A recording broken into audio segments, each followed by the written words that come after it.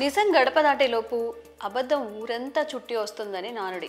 కానీ సత్యాన్ని మాత్రం ఎక్కువ రోజులు ఎవ్వరూ తొక్కి ఉంచలేరు. దేశవ్యాప్తంగా సంచలనంగా మారిన అల్లు అర్జున్కి సంబంధించిన కేసులో కూడా ఇదే జరుగుతోంది. సందేహ థియేటర్ ఘటనపై ఆయన పాత్ర గురించి అర్ధసత్యాలు అసత్యాలే ఎక్కువగా ప్రచారంగా సాగాయి. బన్నీ కూడా చట్టాన్ని గౌరవించి ఇప్పుడు లీగల్గా ఫైట్ చేస్తున్నారు.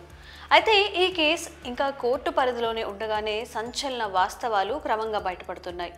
ఒక్కొక్కరుగా గొంతు విప్పే పరిస్థితి వస్తుంది. అందులో టాలీవుడ్ ప్రముఖుల నుంచి బాలీవుడ్ సెలబ్రిటీల వరకు స్వరం పెంచుతున్నారు. ఇదివరకు AP deputy CM Pawan Kalyan కూడా స్పందించారు. అల్లు అర్జున్ను ఏకపక్షంగా నిందించడం తగదంటూ వ్యాఖ్యానించారు. ఆయనే దోషి అన్నట్టుగా చిత్రీకరించడం తగదన్నారు. ఒక వ్యక్తికి ఆపాదించే ప్రయత్నం సరికాదన్నారు. అదే సమయంలో బాలీవుడ్ నిర్మాత బోనీ కపూర్ కూడా అదే రీతిలో వ్యాఖ్యానించారు. సినిమా అంటే హీరోకే సంబంధం అన్నట్టుగా ప్రత్యక్ష ప్రమేయం లేని ఘటనలో అల్లు అర్జున్ని వేధించారన్నట్టుగా మాట్లాడారు. తాజాగా నేషనల్ హ్యూమన్ రైట్స్ కమిషన్ కూడా ముందుకు కదిలింది. ఈ కేసు విషయంలో తెలంగాణ డీజీపీ సిటీ కమిషనర్కు నోటీసులు జారీ చేశారు. పోలీసుల వైఫల్యాన్ని ప్రశ్నించింది. లాఠీ చార్జ్ చేసిన తీరు మీద ఆగ్రహించింది. నోటీసులకు 4 వారాల్లో సమాధానాలు ఇవ్వాలని ఆదేశించారు. దాంతో పోలీసు భద్రతా వైఫల్యం బయటపడే అవకాశం ఉంది. సీనియర్ అడ్వకేట్ పిటిషన్తో ఎన్హెచ్ఆర్సీ జారీ చేసిన నోటీసుల అంశం పోలీసుల మెడకు చుట్టుకునేలా కనిపిస్తుంది.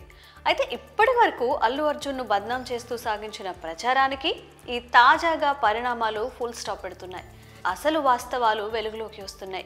కానీ అదే సమయంలో ఇంటర్నేషనల్గా ఎంటర్టైన్మెంట్ క్యాపిటల్గా ఎదిగే ప్రయత్నంలో ఉన్న హైదరాబాద్ ఇమేజ్కి ఇవన్నీ చేటు తెస్తాయనే వాదన కూడా బలపడుతోంది.